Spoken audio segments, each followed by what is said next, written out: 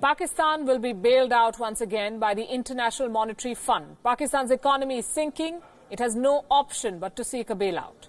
This is the 13th bailout in 30 years for Pakistan, the 22nd in its 7 decades of existence.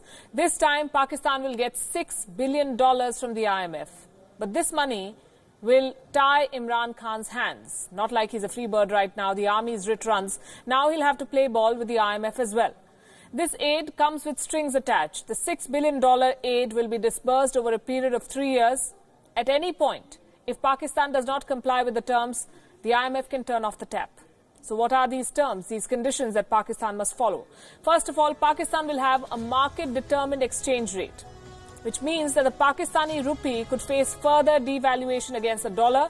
Inflation will go up further. It's already touching or crossing 9%.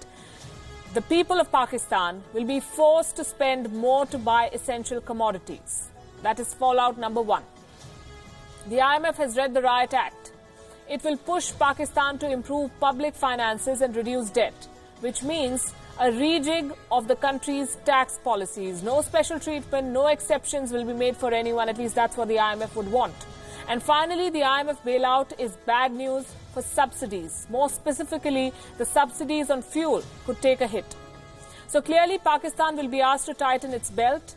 This bailout is a body blow for Imran Khan. He rose to power on the promise to create a welfare state. A welfare state means more subsidies, and that's something that Pakistan cannot afford right now. The biggest casualty here will be the anti-poverty program that the Prime Minister was working on.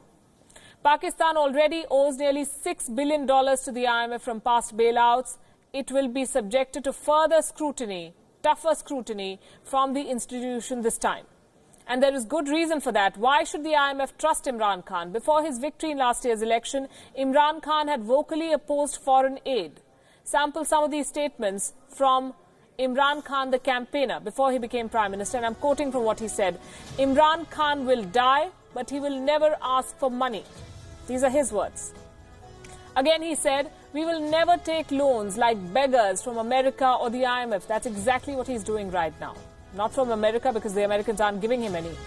I would rather commit suicide than seek a loan. Again, Imran Khan's words. And now the very same man has been forced to eat humble pie. After taking power, the Pakistani Prime Minister first approached friendly countries for help. This includes China, Saudi Arabia and the UAE. They helped, but clearly it was not enough. The gap was too big to overcome, even for the IMF, for any single player for that matter. The World Bank and the Asian Development Bank will also contribute to the bailout package. Abdul Hafiz Sheikh, the Pakistan government advisor on finance, has confirmed this. He says that both financial institutions could chip in with $2 to $3 billion. Clearly, Pakistan is surviving on loans. It is borrowing more just to repay the interest on its previous loans. So this IMF bailout is hardly a lifeline. It's a noose. Pakistan has plunged into a vicious cycle of loans and debt. The government will squeeze the citizens. Inflation will go up. Economic growth will slow down. More trouble is in sight for Pakistan.